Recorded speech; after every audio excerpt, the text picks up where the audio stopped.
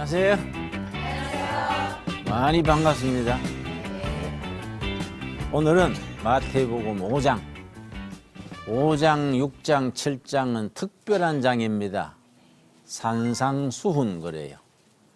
예수님께서 제자들 상대로 산 위에서 가르치신 교훈, 그래서 산상수훈이라 그러고, 비슷한 내용이 누가복음 6장에 나오는데 그건 평지에서 가르쳤기 때문에 평지수훈 그래요.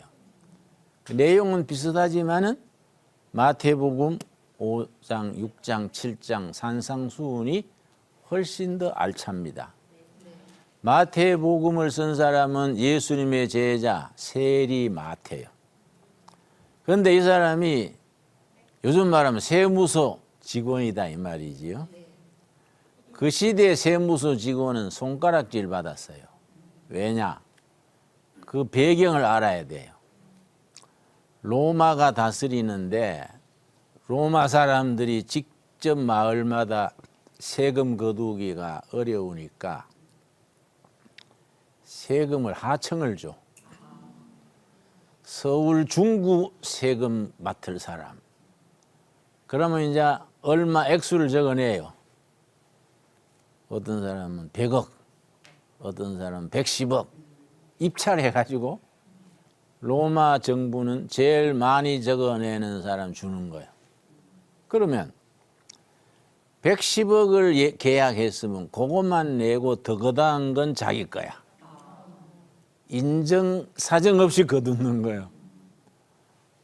로마 정부에 계약했는 게 110억이면 150억 거두는 거예요.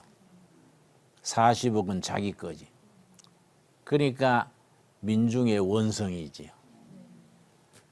그게 세무 공무원, 세리를 그래서 멸시하는 거예요. 근데 마태가 세리인데 예수님이 불렀어. 딱 속사람을 살피셔서 나를 따르라. 그것도 세무서 세관에 앉아 있는데 불렀어요. 마태가 모든 것을 버려두고 예수님을 따르니라. 그 앞에 나오지요. 그런데 모든 걸 버렸는데 한 가지 안 버렸어요. 세무 직원 하면서 쫀쫀하게 적는 거. 이 집에는 수입이 얼마인데 얼마 세금 받아야 되고 작년에 얼마 걷어야 했고, 세무 공무원 하려면 자상해야 될 거 아니에요. 꼼꼼하게 적는 그거는 안 버린 거예요. 그래서 마태복음을 쓴 겁니다. 그 습관이 돼가지고. 그래서 누가복음은 평지복음은 대충 적었는데 마태는 세무공무원답게 꼼꼼하게 적었어요. 그래서 5장, 6장, 7장 산상수훈이 역사에 빛나는 산상수훈이 된 겁니다. 이 얼마나 유명하냐 하면은 인도의 마하트마 간디라는 사람이 있습니다. 자기는 힌두교 신자예요. 그런데 산상수훈을 격찬하기를 경전 중에 경전이다. 모든 경전 중에 다이아몬드다. 천국의 헌법일 것이다. 미국은 미국 헌법이 있지요? 네. 한국은 한국의 헌법이 있듯이 천국에도 헌법이 있다면 가상이지, 가상. 산상수훈이 천국의 헌법일 것이다. 그만큼 유명해요. 자, 그런데 산상수훈의 첫 번째 뭘로 시작하느냐? 8가지 복으로 시작해요. 그걸 팔복, 팔복을 신학에서는 뷰티 투드 그래서 특별히 취급을 합니다. 혹은 어떤 때는 구복, 팔복, 구복 그러는데 마지막 9번째 복은 부속된 법이다. 복이다. 그래서 주로 팔복을 얘기합니다. 자, 5장 1절. 그 유명하고 중요한 팔복 산상수훈 우리 공부해 봅시다. 예수께서 무리를 보시고 산에 올라가 앉으시니 산에서 베푸신 교훈이라고 산상수훈. 제자들이 나온지라. 앞자리에 제자들이 쭉 앉아가지고 듣는 거예요. 주신 교훈은 제자들을 상대로 주신 교훈이에요. 왜 제자란 말을 강조하느냐 하면은 일반 사람들이 따르기에는 너무 도덕률이 높아. 너무 수준이 높아요. 왜냐? 산상수훈 중에 누가 네 오른뺨을 때리거든 왼뺨을 돌려대라. 그러면 지금 세상에 얼마나 멍청하냐? 자기도 한 방 날려야지. 이게 누가 나한테 오리를 가져가거든 십리까지 가라. 예수님의 제자 중 수준이 돼야 이걸 따르지 보통 사람들이 따르다가는 아주 문제가 생기지요. 그러니까 아주 높은 수준의 도덕률이지요. 그래서 제자들이 나온지라. 첫 마디가 뭐냐? 2절. 입을 열어 가르쳐 가라사대. 심령이 가난한 자는 복이 있나니 천국이 그들의 것이며. 우리말에는 이렇게 번역이 되어 있는데 산문으로 되어 있는데 헬라어 성경 원문에는 문장이 달라요. 복이 있도다. 심령이 가난한 자들이여 천국이 그들의 것이로다. 다르죠? 네. 복이 있도다. 이 헬라말로 마카리오이. 몰라도 돼요. 마카리오이. 복이 있도다. 심령이 가난한 자들이요. 그 가난한 마음에 천국이 들어간다. 그래서 8가지 복의 순서 자체가 기맥히다는 거예요. 내가 정신 분석했는 정신과 의사 한 분을 아는데 자기는 크리스찬이 아니요. 교회를 안 다녀요. 그런데 산상수훈을 자기가 공부해서 감탄했다는 거예요. 첫 번째 마음이 가난한 자에 임하는 복부터 8번째 복까지 그 순서가 너무나 과학적이고 심리학적 정신치료 원리에 딱 맞는다. 아, 예수님은 천재라고 그래요. 천재가 아니고 이 땅에 오신 하나님이시니까 천재 둔재 갈 게 아니지요. 내가 볼 때 예수님을 천재로 말하는 선생님이 천재 같네요. 내가 그래 얘기를 했어. 8가지 복이 순서 자체가 기막힌 거예요. 내 복이 있도다. 마카리 오이. 심령이 가난한 자들이여 천국이 저들의 것이로다. 그런데 복이 있도다 할 때 복 자체가 이 중요해요. 영어에는 복이 브레스드. 브레스가 어디서 나온 단어냐 하면 히브리어로 된 원문의 브레스는 구약의 제사 지낼 때에 양이나 염소, 송아지를 잡아가지고 피를 흘리고 제단에 바쳐서 불태우지요. 피 흘려 불태워 완전히 바친다. 이 브레스예요. 근데 그게 신약에 와서 복이 된 거예요. 복이. 하나님께 몽땅 바치는 것이 복 중에 복이다. 그 복이란 말의 어원이 그래요. 뭘 받아서 복이 아니에요. 하나님께 다 바치는 복이에요. 차원이 다르지요? 네. 우리는 너무 기도하면은 입 열자마자 주시옵소서. 복 주시옵소서. 병 낫게 해 주시옵소서. 아들 서울대학 들어가게 해 주시옵소서. 받은 복은 감사할 줄은 모르고 자꾸 주시옵소서 그래. 이게 좀 문제가 있어. 뭐 초신자 때는 그렇지만은 세월이 가면 그게 믿음이 자라서 아, 주신 복 감사합니다. 주신 복 넘치지만은 쪽게이 하나 더 붙여주세요. 뭐 이래 나가야 되는데 우리 그래 못하지요? 그래 맨날 주시옵소서 그러면은 우리 경상도 말로 좋은 말이 있어요. 걸베이 삼신 걸렸다 그래. 걸베이 삼신. 사투리니까 잊어버려도 돼요. 걸베이 삼신 걸렸다. 맨날 주시옵소서 주시옵소서. 얻어먹기만 한다 이게야.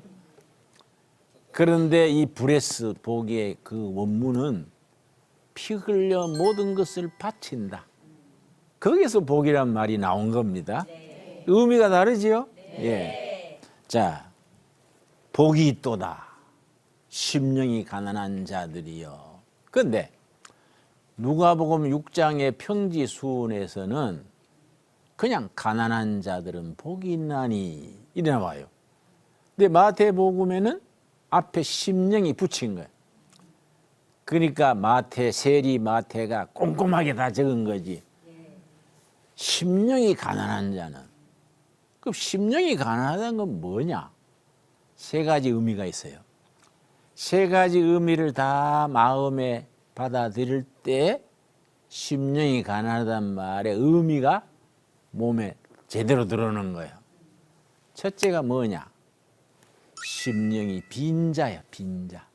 마음이 다 비는 거예요. 그런데 어려서부터 뭐 상처도 받고 욕심도 있고 원망도 있고 억울한 일도 있는데 이게 마음이 비워지지 못하잖아요. 내가 저 시골에서 중학교를 1학년까지 다니다가 대구로 왔는데요. 내가 어릴 때 키가 적어가지고 제일 앞자리에 앉았어요. 쉬는 시간에 아이들이 막 떠들지 않습니까? 수학 선생이 들어오더니 애들이 막 떠드니까 나를 불러내가 사정없이 때린 거예요, 나를. 나는 영문도 모르고 맞은 거지, 앞자리에 앉았기 때문에. 내가 너무 억울했어요. 근데 그 뒤로 내가 몇십 년 지나서 50대에 서울 종로를 가다가 그 선생을 만났어. 몇십 년 지났는데 얼굴이 확 열이 오르더라고. 그 마음의 한이지. 마음의 상처가 된 거예요. 그걸 트라우마 그래. 상처가 돼가지고 아주 몸에 열이 확 나더라고. 그렇다고 몇십 년 지났는데 붙들고 따질 것도 아니지만은 그래 내가 이야 이거 무서운 기구나. 이 살아가면서 상처가 있고 아픔이 있고 원망이 있잖아요. 그런데 그걸 비운다는 거예요. 쓰레기통에 꽉 찼는 것을 다 비우듯이 인생 살아오면서 당한 거, 상처받은 거, 억울한 거, 원망 다 십자가 밑에 쏟아놓는 거예요. 그래, 막 심령이 가난한 자는 그 말은 심령이 비워진 자는 먼저 마음을 비워야 되잖아요. 네. 비워야 복이 들어가지. 맞아요. 쓰레기통이 가득 찼는데 넣을 수가 없잖아요. 네. 하나님은 복을 주시기를 원하는데 쓰레기가 잔뜩 들었어. 복을 담을 수가 없잖아요. 네. 그러니까 먼저 비워요. 복을 받으려면 먼저 비우기요. 은혜의 시작은 마음 비우기입니다. 마음 비우기. 교회에 가서 무조건 주시옵소서가 아니라 하나님 내 살아오는 세월에 상처받은 거, 욕심 부른 거, 너한테 잘못한 거 다 십자가 밑에 내려놓습니다. 내 마음을 비웁니다. 겸손하게 빈 마음으로 나옵니다. 그 자리에 천국이 들어간다. 마음이 비워진 자는 복이 있나니. 여러분 올해는 마음을 깨끗하게 비우고 새로 시작하기 바랍니다. 아멘. 자, 아멘 했는데 못 비우는 거예요. 응? 왜냐? 그 집착이 있어가지고. 네, 비우고 하는데 기심한 거예요. 네. 부부싸움 할 때 살다 보면 뭐 굳은 일, 험한 일 있고 한데 말다툼 하다가 부인이 20년 전에 끄집어내는 거예요. 애들 앞에서 옛날 것도 까볼까? 응? 그러면 남자가 그만. 응? 옛날 거 까기 시작하면 끝이 없어. 다 비운다. 다 비우고. 그래서 성경에서는 죄 짓는 걸 물론 나무래시지만은 성경의 원리가 확실한 게 있습니다. 죄를 나무래시는 것보다가 지은 죄를 왜 회개하지 않느냐? 왜 비우지 않느냐? 이걸 나무래시는 거예요. 성경에 가장 우리한테 나무라는 거는 왜 지은 죄와 허물을 회개하지 않느냐? 그걸 나무래시는 겁니다. 그래서 이 세상에서 숨질 때 마지막까지 용서받지 못하는 죄가 한 가지요. 뭐이겠습니까? 마지막까지 용서받지 못하는 죄. 회개하지 않는 죄요. 회개하면은 예수님이 십자가 위에서 옆에 강도를 용서했잖아요. 마지막이라도 회개하고 빈 마음 거기에 천국이 들어간다. 자, 두 번째 심령이 가난하다는 게 뭐이냐? 마음이 겸손한 자예요. 그래서 한문 성경 번역에는 아예 심령이 겸손한 자는 복이 있나니 이렇게 돼 있어요. 겸손하는 게 뭐이냐? 낮아지는 거. 하나님 앞에서 내가 낮아지는 거. 낮아지는 자는 복이 있나니 그 낮아진 자리에 천국이 들어간다. 겸손이요, 겸손. 그래서 성경에서 하나님이 기뻐하시는 최고의 덕목이 겸손입니다. 하나님이 나무래시는 최악의 덕목은 뭘까요? 교만이요, 교만. 하나님은 교만한 자를 멀리 하시고 겸손한 자를 가까이 하시는 거예요. 그런데 성경에는 겸손하고 같이 따르는 사촌이 있어요. 바늘과 실처럼 겸손과 온유. 마태복음 11장 29절에 너희는 내게 와서 배워라. 나는 마음이 온유하고 겸손하니 너희 마음이 쉼을 얻을 것이요. 기억납니까? 온유하고 겸손하면 우리 심령이 편안해. 온유는 뭐냐? 부드러운 거예요. 부드러운 거. 인간관계 부드러운 거. 겸손은 하나님 앞에 낮아지는 거예요. 둘이 따라가는 거예요. 그러니까 온유와 겸손이 쉼을 얻는 거지요. 심령이 겸손한 자는 복이 있나니 그 겸손하고 낮아지는 데 천국이 들어간다. 이해 갔지요? 네. 세 번째가 뭐이냐? 심령이 깨끗한 자는 미스터 클린, 미스 클린, 깨끗한 자. 마음에 있는 쓰레기, 원망, 시비를 다 쏟아놨으니까 깨끗할 거 아니야. 네. 심령이 깨끗한 자는, 마음이 깨끗한 자는 복이 있다. 그 깨끗한 마음에 천국이 들어간다. 아, 멋있는 말씀이에요. 그래서 마카리오의 복이 있도다. 심령이 빈 자들이요. 심령이 겸손한 자들이요.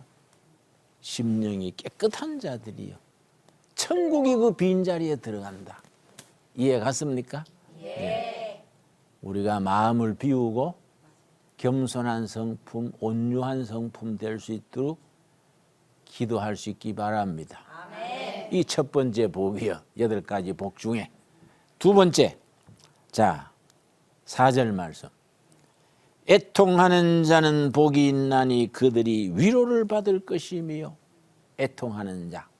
누가복음 평지수훈에서는 우는 자는 복이 있나니 그들이 위로를 받을 것이며. 운다는 게 복입니다.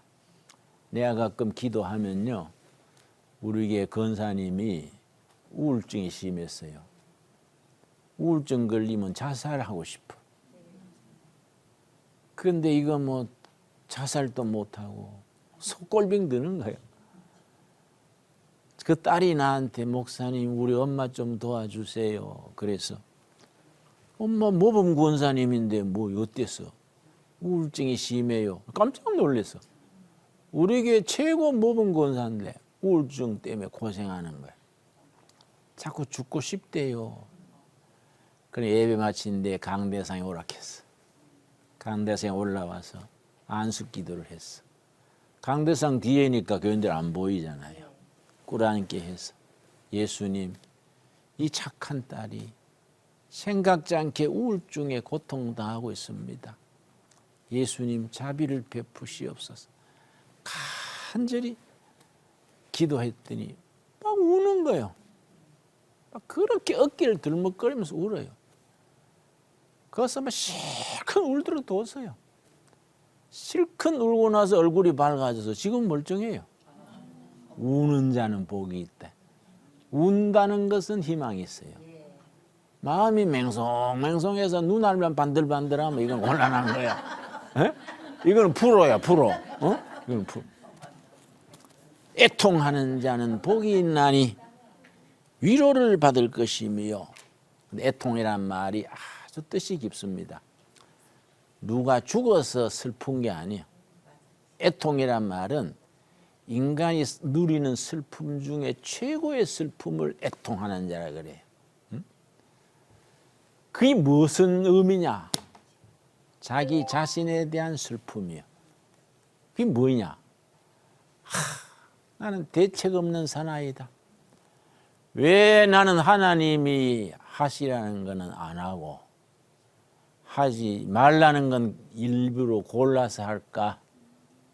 나는 왜 해야 될 일은 안 하고 안 해야 될 것만 찾아서 할까? 골치 아픈 사나이다. 대책 없는 인생이로다. 자기 자신에 대한 슬픔이요. 자기에 대한 절망.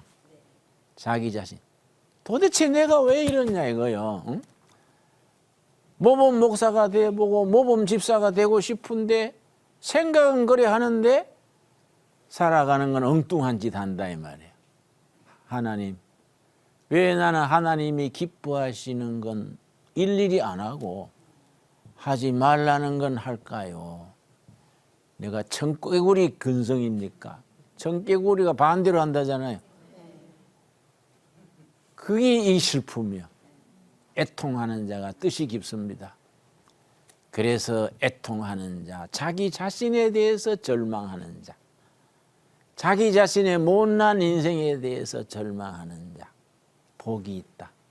하나님이 그 마음을 헤아리시고 그래, 내가 너를 이해하겠다. 그래도 네 그만하기 착하다. 내 힘을 줄게. 새로 시작해봐라. 위로예요, 위로. 이해가지요?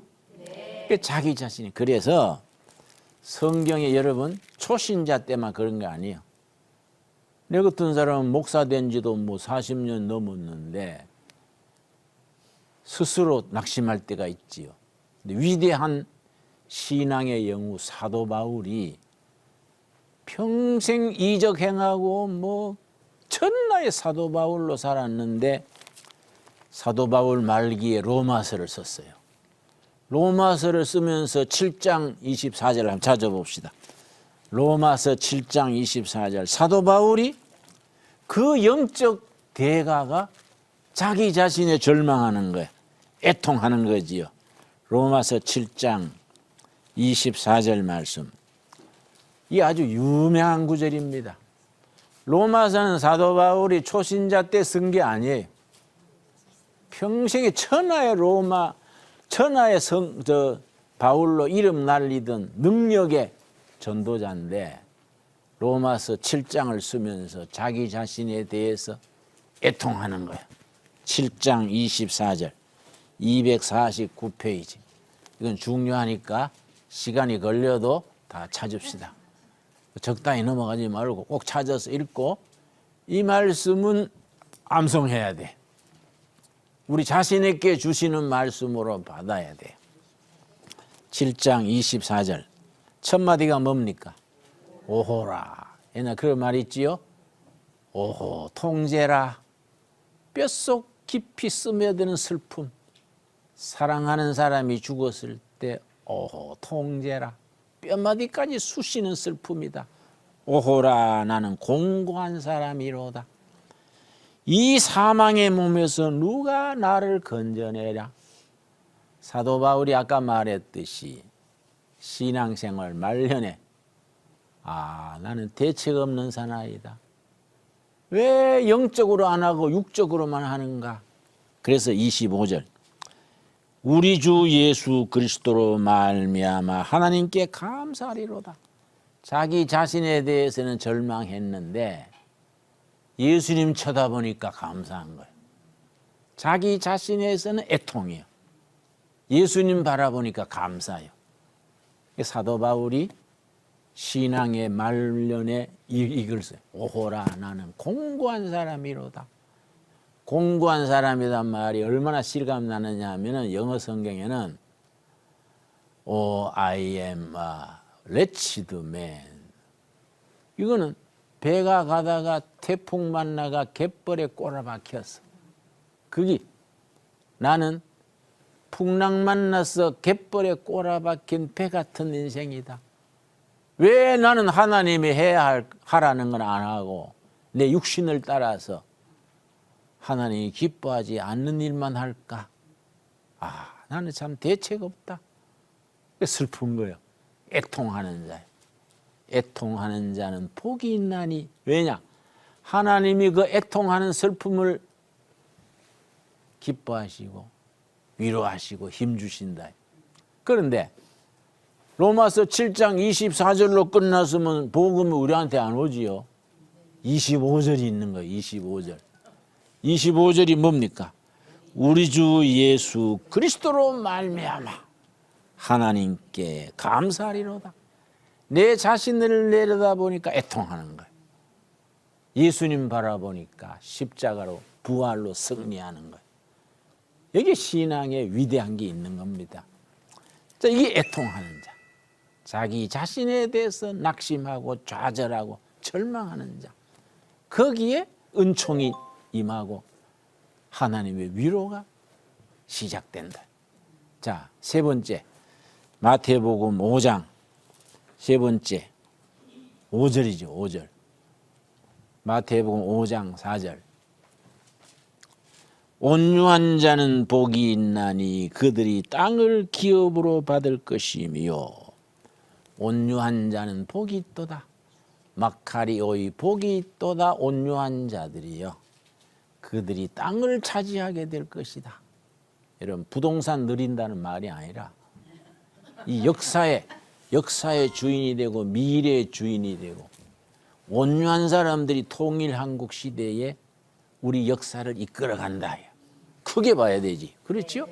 자기 땅 늘리는 거, 아파트 20평 살다가 50평 가는 거, 그런 쫀쫀하게 나가면 안 되지. 신앙생활에. 그러죠? 온유한 자는 복이 있나니. 이 온유는 세 가지겠어. 세 가지. 하나님께 대한 온유, 이웃에 대한 온유, 자기 자신에 대한 온유. 합쳐서 온유한 자예요. 이 온유는 몇 가지가 있다고요? 세 가지. 첫째, 하나님께 대한 온유는 뭐냐? 구약의 욥이 대표적이에요. 욥 기억하시지요? 네. 집이 무너져가 자식이 떼죽음 당하고 사업이 부도가 나고 사업이 망하고 몸에 악성 아토피 피부병이 생겨서 얼마나 가려운지 기아장으로 푹푹 끓는 거야. 그런데 마누라는 영감 그러니 죽어버리소. 남편을 사랑하니까 답답해서 가는 거지. 그러니까 요셉이 이 어리석은 여자여 주신 분 또 하나님이요 가져가시는 분 또 하나님인데 하나님이 알아서 하실 걸 왜 원망을 해? 병을 주시는 분 또 하나님이요 고쳐주시는 분도 하나님인데 하나님이 알아서 하시지 왜 어리석게 원망을 할까? 이 온유야. 아무리 실패하고 몸이 병들고 인기가 없어지고 망가져도 하나님이 어련히 알아서 하실까? 하나님이 나를 아시기 때문에 나한테 가장 좋은 걸 주실 줄로 믿습니다. 아멘. 이 온유예요. 온유. 욥이 대표적이지요. 이게 쉽지 않습니다. 조금만 손해보고 억울한 소리 들으면 막 팔팔 뛰고 막 잠이 안 오고. 우리 교인들 중에 요새 걸핏하면 이게 안 나오랍니다. 나 그 말 제일 듣기 싫어해요. 그럼 나도 화가 나가. 안 나오면 말지 뭐. 왜 그런 소리예요? 요새 예배당 옮기는 게 너무 쉬워. 좀 댕기다가 비유한 점 옮기는 기라. 그래서 예배당 관광 다니듯이 여 갔다가 저기 갔다가 3번, 4번 옮기고 나면 습관이 돼버려. 어떤 교인이 나한테 열심히 오길래 내가 좋아했는데 안 나와요. 그래 왜 안 나온대 그랬더니 목사님이 인사를 안 받았대요. 인사를 안 받아서 안 나오는데 그래? 나는 생각에 빠지면 누가 진행하지도 몰라요. 나는 설교 준비도 따로 하는 게 아니라 길 걸으면서 설교 준비하는데 준비할 때 누가도 모르잖아요. 그 내가 인사를 안 했던가 봐. 그럼 자기가 와서 인사하면 될 긴데 인사 안 한다고 교회 안 온다니. 그 딴 교회 간대, 집에 쉰대. 그랬더니 딴 교회 간대요. 그럼 됐어. 다 같은 교회니까 그거 잘 다니도록 하지. 목사님 그래 하면요 교인들 부응이 안 돼요. 아 부응 안 돼도 할 수 있나 그래. 인사 안 했다는데 내가 찾아가서 하기도 어렵고. 아이고 그 인사는 연습을 좀 해야 되겠구만. 아 참나. 그래가 예배당 옮길 일이 아니잖아요. 안 그래요? 뭐 잘 삐쳐. 야, 예수님 보고 다녀야 되지 뭐. 어? 그런데 이 온유라는 것은 이웃에 대한 온유예요. 이웃에 대한 온유는 상대방이 나한테 못된 짓을 해도 얼마든지 복수할 수 있는데 덮어주는 거야. 야, 내가 네 같은 거 한 방에 날리겠는데 예수님 때문에 참는다. 이 온유예요, 온유. 얼마든지 복수할 수 있는데 은혜로 믿음으로 참고 자기가 인내하는 거야. 이 온유입니다. 옛날에 김익두 목사라고 폐왕 깡패예요. 얼마나 깡패 짓을 했는지 저 시골에서 뭐 깨나 이거 뭐 콩 같은 거 팔러 올 때 선앙당 있지요. 그 인사하고 왔대요. 신령님 오늘 폐왕장에 김익두 안 만나게 해주세요. 그러고 왔대. 김익두 만나면 막 뺏고 뭐 행패하고 뭐 술값 내락하고. 근데 이 사람이 선교사한테 복음을 듣고 예수를 믿었어. 완전히 바뀐 거예요. 완전히 바뀌어가지고 온유하게 되니까 동네 깡패들이요 설치는 거예요. 아 김익두가 예수 믿고 사람 바보 됐대. 그래가 골목 깡패들이 김익두 보고요. 야 김익두, 니 예수를 믿지 말고 내 주먹을 믿어. 응? 막 놀리고 하니까 김익두가 참다가 도저히 못 참겠는기라. 돌멩이 하나 주워가지고 멱살을 딱 붙들고 이마를 깔라고 이랬다가 돌멩이를 뒤로 떨어뜨리면서 야 예수는 내가 믿고 복은 네가 받았다. 내가 예수만 안 믿었으면 너는 머리 날아갔다. 예수는 내가 믿고 복은 네가 받았다. 이 이웃에 대한 온유요. 온유. 복수할 수 있고 언가품할 수 있는데 참는 거예요. 힘이 없어 참는 거는 곤란하지. 그거는 뭐 좀 비겁하기도 하고. 힘이 있는데 참는 게 온유가 아니에요.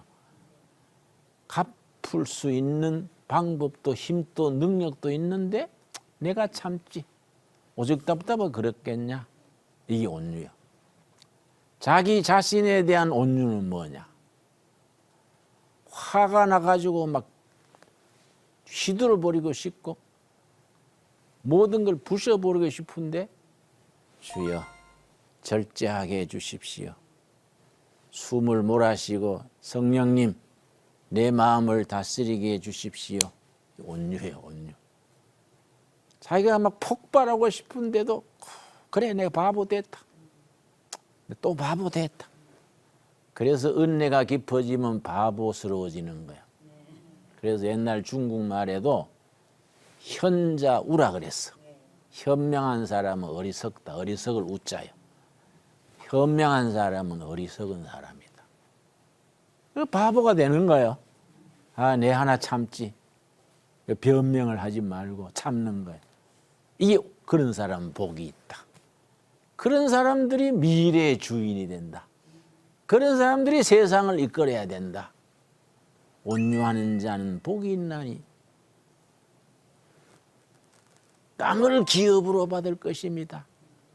말씀대로 여러분 하나님이 주시는 기업의 축복을 받을 수 있기 바랍니다. 아멘. 네 번째, 오늘 네 번째까지 합시다. 복이 몇 가지라고요? 8복이지, 8복. 오늘 4복까지 하고 다음 주일에 또 마지막 합시다. 네 번째 뭡니까?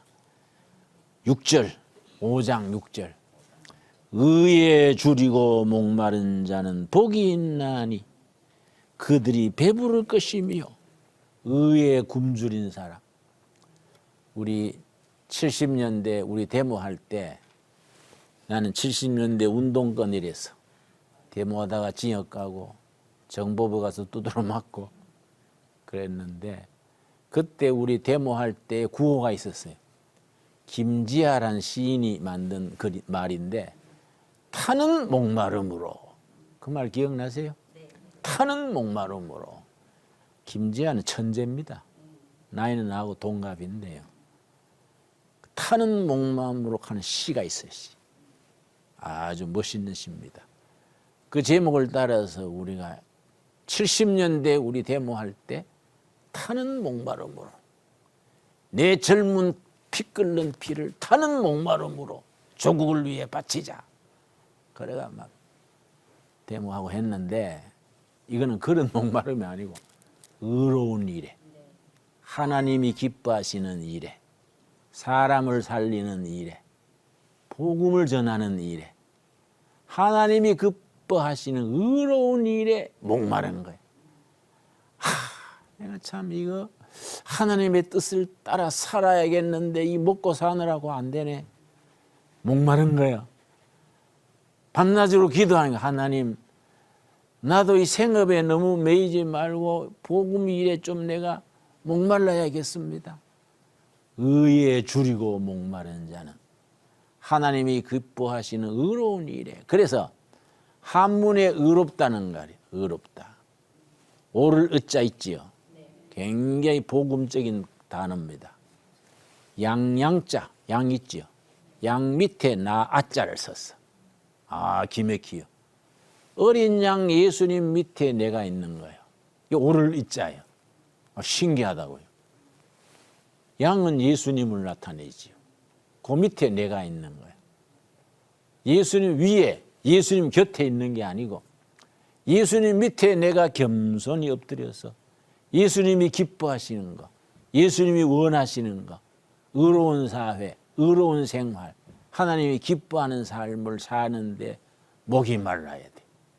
의에 목마른 자는 복이 있나니. 그 다음 무슨 복이 있습니까? 그들이 배부를 것이며. 의로운 일에 목마르고 굶주린 사람이 하나님이 풍성한 배부름으로 채워주신다. 여러분, 성경에는요, 복에 대한 말씀이 창세기부터 계시록까지 계속 있지요. 창세기 1장 28절 봅시다. 창세기 1장 28절. 하나님이 사람을 지으신 뒤에 맨 먼저 베푸신 게 복이요. 창세기 1장 28절. 창세기 1장 27절에 남자와 여자를 지으셨는데 지으신 뒤에 28절 하나님이 그들에게 뭡니까? 복을 주시며. 하나님이 사람을 왜 지으셨느냐? 이 말씀대로 하자면 복을 주셔서 복을 누리고 살아라고 지으신 거예요. 주신 복을 잘 누리는 영적인 사람들이 되기를 바랍니다. 이래 시작을 해서 요한계시록 1장 성경 마지막 책에도 역시 복 얘기예요. 창세기 1장에서 마지막 책까지 복 얘기지요. 성경에는 끊임없이 복에 대한 약속이 나옵니다. 요한계시록 1장 3절 역시 복에 대한 약속이지요. 1장 3절 이 예언의 말씀을 읽는 자와 듣는 자와 그 가운데 기록한 것을 지키는 자는 복이 있나니 때가 가까움이니라. 말씀을 읽는 자, 듣는 자, 지키는 자가 복이 있다. 때가 가깝다. 그 에베소서 1장의 3절에 보면은 하나님한테 우리한테 무슨 복을 주시느냐? 하늘에 속한 신령한 복이야. 세상 복이 아니고 잘 먹고 잘 사는 복이 아니야. 뭐 그것도 부분적으로 따르겠지만은 요한 에베소서 1장 3절에 하늘에 속한 신령한 복을 준 거예요. 하늘에 속한 신령한 복을 예수님 8가지로 가르치는 겁니다. 마태복음 5장에. 자, 오늘 배운 거 마무리합시다. 8가지 복 중에 첫째는 심령이 가난한 자는 복이 있다. 천국이 거기에 들어간다. 가난하다는 3가지다. 마음이 비어진 자, 겸손한 자, 3번째 뭡니까? 깨끗한 자. 또 애통하는 자는 복이 있다. 아, 내가 왜 이러냐? 왜 해야 될 것은 안 하고 안 해야 될 것만 할까? 내 인생이 왜 이럴까? 애통하는 거예요. 슬프다 슬퍼. 하나님 위로하신다. 3번째 뭡니까? 마음이 온유한 자는 복이 있다. 하나님에 대한 온유, 이웃에 대한 온유, 자기 자신에 대한 온유. 이해하셨지요? 네. 그 사람들이 땅의 주인이 된다.